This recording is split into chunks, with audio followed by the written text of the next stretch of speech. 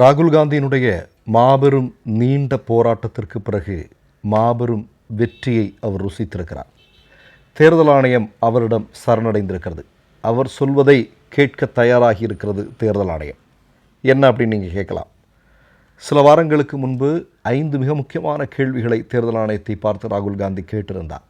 ஆனால் அதற்கு பதில் சொல்லாமல் மழுப்பலாக எப்போதும் செய்வதை போல் செய்து கொண்டிருந்தது. ஆனால் இன்றைக்கு வேறு வழி இல்லாமல் தேர்தல் ஆணையம் சொல்லியிருக்கிறது, ராகுல் காந்தி சொல்வதை நாங்கள் செய்கிறோம் என்று.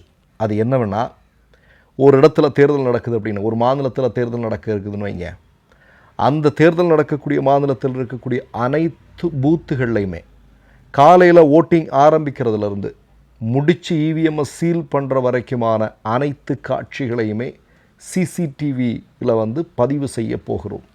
எல்லாத்துலேயுமே 100%. இப்போ ஒப்புச்சப்புக்கு 50% பண்ணணும்னு இருக்குது. ஆனால் 50% பண்ணுறாங்களான்னா கிடையாது. இப்போ தேர்தல் ஆணையம் என்ன சொல்லியிருக்கு அப்படின்னா, அக்டோபர் நவம்பர் மாதத்தில் பீகாரில் சட்டமன்ற தேர்தல் நடக்கவிருக்கிறது அல்லவா, இந்த சட்டமன்ற தேர்தலை ஒட்டி பீகாரில் தேர்தல் நடக்கக்கூடிய அனைத்து வாக்குச்சாவடிகளிலும் காலையில் தேர்தல் துவங்கக்கூடிய நேரத்திலிருந்து முடிகிறது வரைக்குமான அனைத்து தகவல்களையுமே சிசிடிவியில் பதிவு செய்ய போகிறோம். அதற்கு நாங்கள் தயார் என்று ராகுல் காந்தி அவர்களிடம் சொல்லியிருக்கிறார். இந்த இடத்துல நம்ம ஒரு முக்கியமான விஷயத்தை பேசியாகணும்.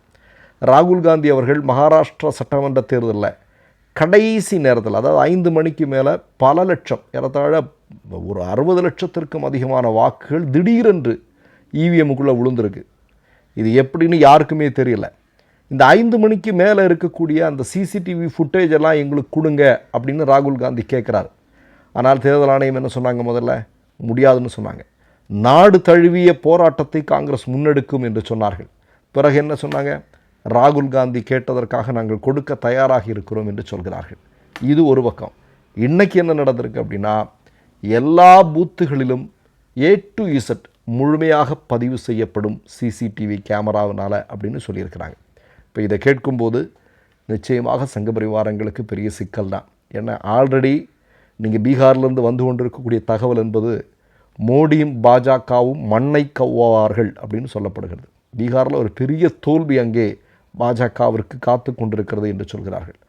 போதாக்குறைக்கு தேர்தல் ஆணையம் இந்நாள் வரையிலும் மோடி ஆதரவாளர்களாக ஒரு தலைபட்சமாக நடந்து கொண்டிருக்கிற குற்றச்சாட்டு மிகப்பெரிய அளவில் வலுவாக எழுந்து கொண்டிருக்கக்கூடிய நேரத்தில் இப்போ இனி வேறு எந்த வழியும் இல்லை, இதையெல்லாம் செஞ்சாகணும் அப்படின்னா பாஜகவினுடைய வெற்றி என்னவாகும்? ஏற்கனவே நமக்கு தெரியும் இல்லையா, காங்கிரஸ் இந்த மாதிரியான குற்றச்சாட்டுக்களை முன்வைத்தால் உடனே